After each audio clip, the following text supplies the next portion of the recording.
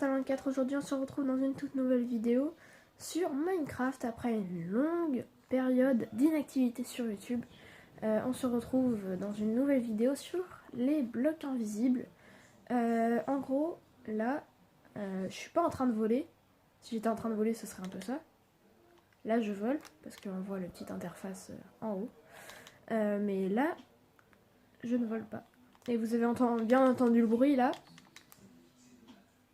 d'atterrissage sur un bloc, alors que pourtant là, quand on regarde, bah il n'y a rien en fait. Donc c'est sur ce bloc c'est ce bloc sur lequel on va parler. Et une deuxième façon de faire un bloc invisible que je vais vous montrer tout de suite. Donc là, on a du diamant. Et donc là, disons que là, on a le coffre avec le diamant. Et on essaie de l'atteindre, sauf que voilà quoi. Donc à ce moment là on commence à rager et tout, et on est bloqué par ce bloc.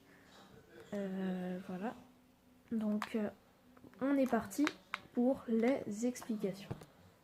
Pour le premier bloc, on va avoir besoin d'une porte quelconque, n'importe laquelle, hein. Du moment que vous avez une porte, tout va bien. Alors pour faire le premier bloc invisible, enfin l'explication du premier bloc invisible, est que vous allez avoir besoin de poser et de lâcher en même temps cette porte. Donc voilà, donc nous ça a marché du premier coup. Je tiens à préciser, c'est sans mode. Donc là j'ai posé et j'ai lâché en même temps. Vous avez bien vu que là on a vu la porte apparaître, mais que attendez, voilà, on a vu la porte apparaître, mais elle a disparu juste après. Ça parce qu'on l'a posé et lâché en même temps. Donc là, nous avons notre bloc invisible pour vous montrer que ça marche bien avec toutes les portes, hein. Voilà. Donc là, ça nous a fait aussi un petit bloc invisible. On voit très bien, hein, les traits du bloc. Les mêmes traits que sur ceux-là en fait. Sauf que l'exception sur ce genre de bloc, c'est que ça fait un quart de bloc en fait. Donc voilà.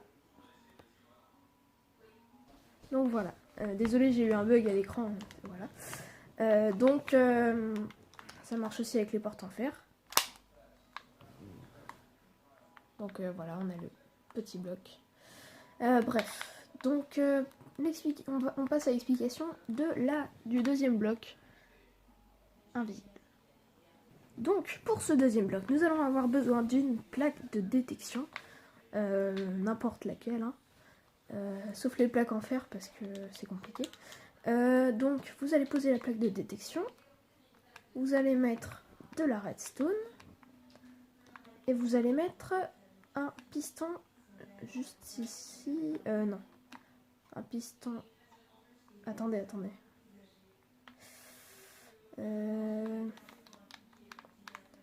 Donc voilà, ce piston va pousser ce coffre et nous allons avoir un coffre juste ici. Je vais peut-être le rapprocher parce que ça va être compliqué sinon. Donc voilà. Et le coffre. Tac.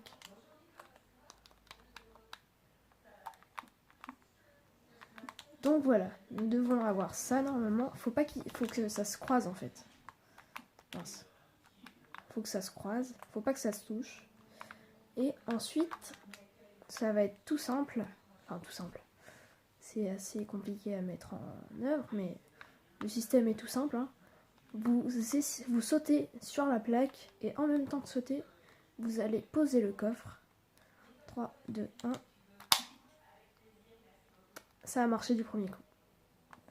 Donc en fait, c'est le fait qu'on puisse pas, que les coffres de 3 n'existent pas. Donc ça nous fait un bloc invisible.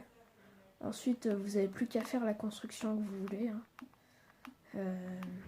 Du moment où vous laissez le bloc. Si vous laissez le coffre, tout va bien. Bref. Donc là, ça nous fait bien un bloc normal. Celui-là, c'est pas un quart de bloc, c'est juste un bloc. Par contre, on peut essayer de l'ouvrir. Ça, c'est très bizarre. Donc voilà. Par contre, quand on casse ici, celui-là réapparaît. Donc, merci d'avoir regardé la vidéo. N'hésitez pas à lâcher un gros pouce bleu et à vous abonner si ce n'est pas déjà fait. En tout cas, moi, ça a été. Merci d'avoir regardé. Au revoir!